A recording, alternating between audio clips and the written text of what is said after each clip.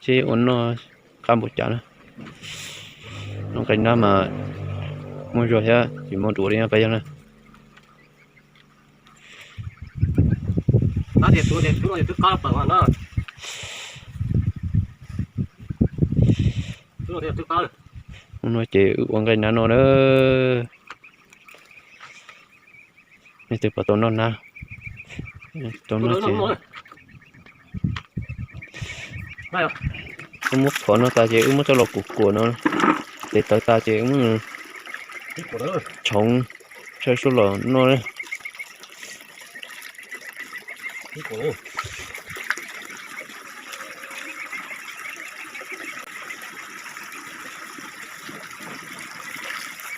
đó tụi nó không chăng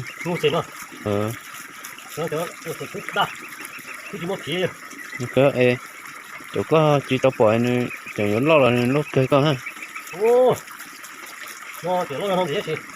cứ lo thì lo mẹ làm gì cơ nó chả rồi bây giờ lo làm gì cơ lo thì nó tập cái này nó tập cái này mà cái này lo cái này nó mất khí rồi cái mà tỏ lên lại nó chỉ tỏ lên lại rồi nó có thể cho hệ dụng ra rồi nhưng mà là qua hàng gì nữa thì mới thế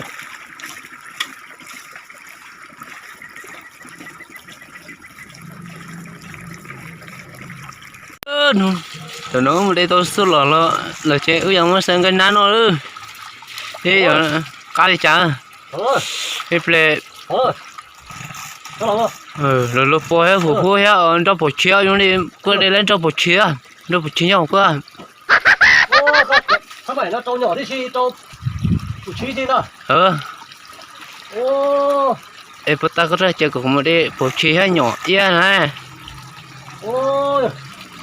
tôi gọi đây lợp bò đây bộ chia nhỏ nó xe á ok nó thế chị cái nào cá thế chị thật quá là cái chơi nhỏ hết không ô như vậy nó cái nào mà nó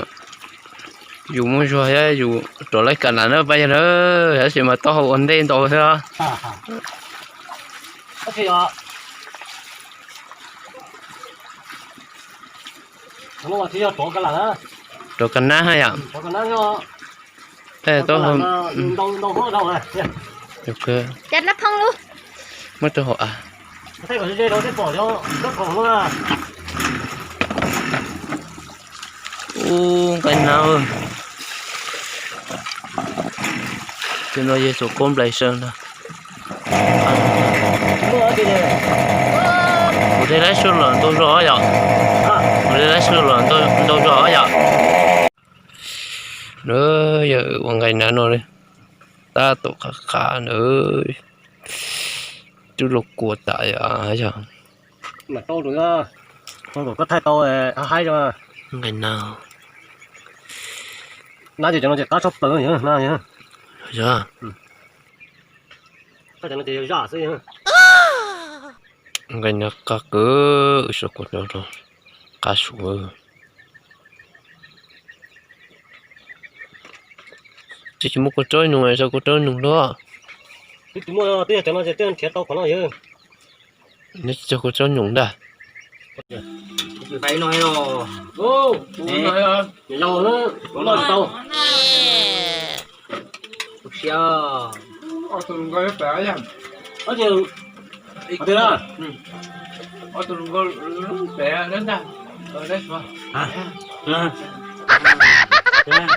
bỏ ăn không phải đi bỏ tới ra em nhớ cái tổ thôi bỏ ăn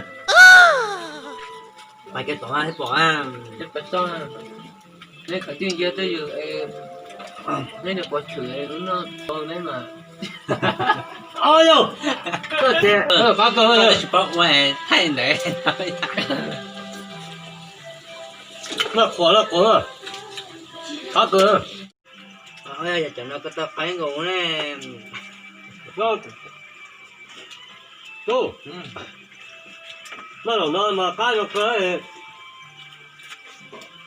Okay. nó to của này nó Bây giờ. Bây giờ. thật à chúng ta có giờ nên rồi sẽ có muốn nát chậu tủ nông nhỉ Okay. ô nó còn nói nó có nói nữa Chúng nó ta. chúng nó mà té nó nó Thở nó cứ. Thở nó. yeah nó cái nó No. chỉ có nói nữa thế là chỉ có cái đó Đấy là xem. Chẳng thấy món nó tài cũng nó đẻ ra. ôi lộn rồi là cũng là cả Nó kiểu là tao tán tổ chức cho của nó. Mình cũng lên tên chí hay à?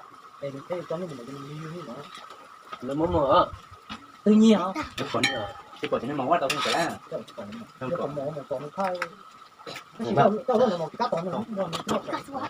Các xe mình nhỏ nó hàng không có tiếc cô là mà cá thì nên tất cả rồi cái ra nên ai cho đó Rồi, thì nó là có năm cái tôi tới là nhiều khoản nó cho nên to bé to tôi bé thôi ai không có đâu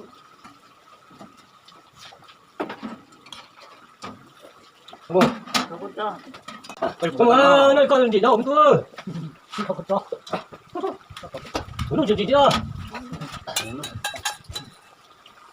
tay nó chỉ có cái thôi nó gì đó là tôi thấu giả quá nhưng mà nó khó đó tầm á đầu tiên hay chưa vậy